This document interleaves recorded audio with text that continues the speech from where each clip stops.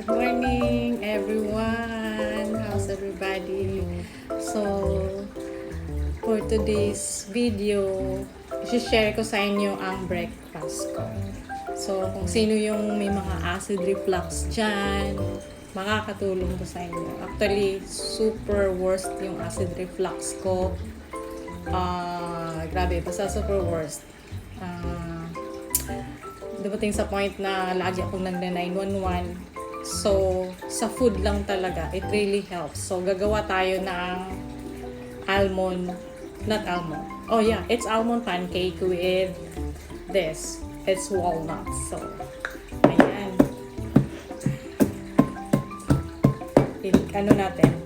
Lubukon natin.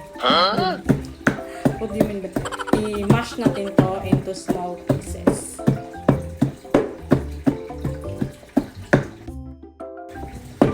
So, we're using almonds and walnuts. So, it really helps our acid reflux because this walnuts and almonds is high in protein and this will help neutralize acids in our stomach. So, ito yung the best na breakfast na gagawin natin. It's because low carbs din siya. Kaya, exciting tong breakfast natin. Pancake or waffles. Lagi ko naman ginagawa to. So, chini-change ko lang yung flavor niya. So, I think this breakfast is good for our acid reflux. Kaya,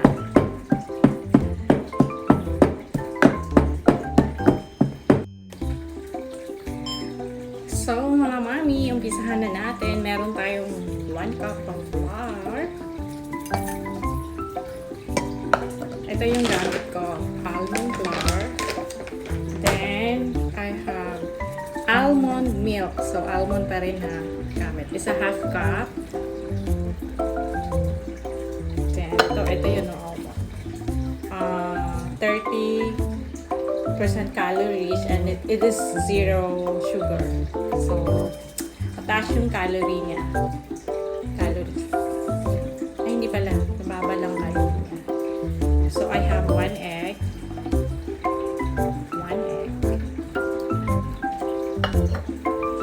Of course, lalagyan natin ng konting sugar. Kasi, para naman ma-enjoy natin yung waffles natin. I use Truvia. Ano lang siya, 0 calories siya. So, ito yung mostly na ginagamit sa mga merong diabetes. So, stevia sweetener. Yan. Maganda siya. So, ito yung ginagamit ko. So, I only have 1 tablespoon lang i-add natin.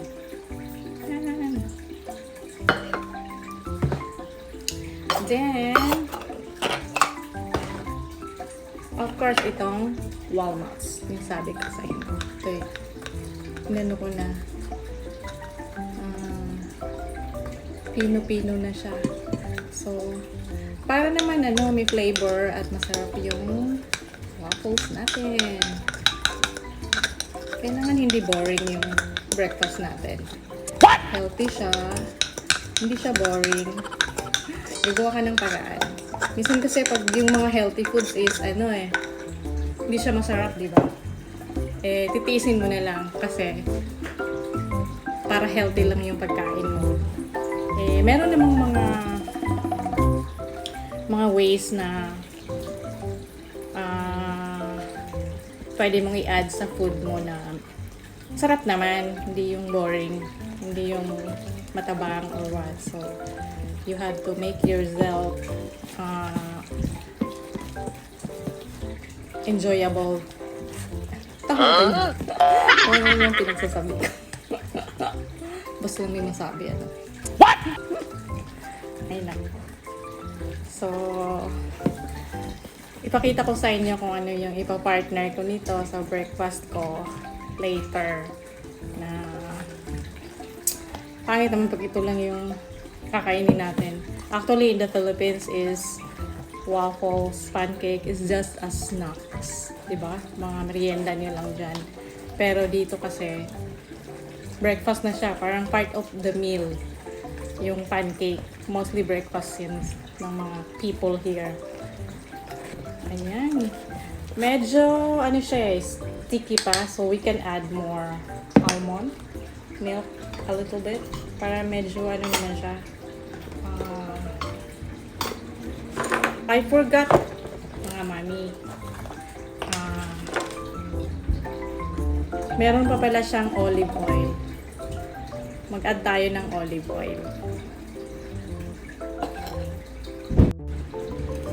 So, I already add olive oil. So, olive oil ang gagamitin natin. So, ayan. Medyo hindi na siya sticky. Diba?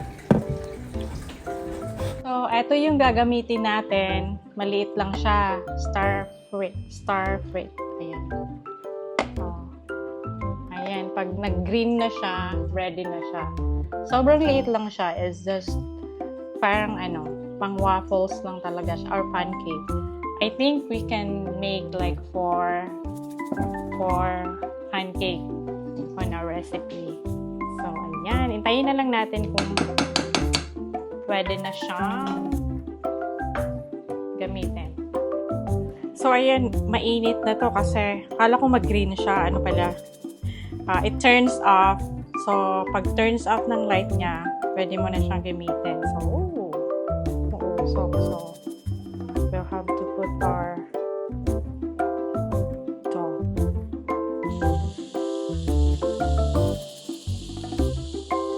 Ayan. Hindi siguro masyadong punuin. So, takpan lang natin. Parang iilaw siya pagluto na. Ayan. Pagluto na parang mag-green ata siya.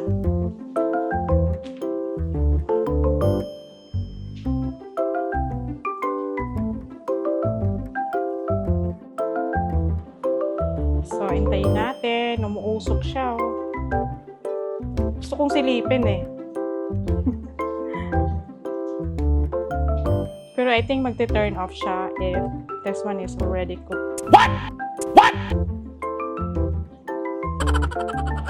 Ayan, luto na siya because the light turns off. So, nakita nyo? Ayan, So, ginagawa natin.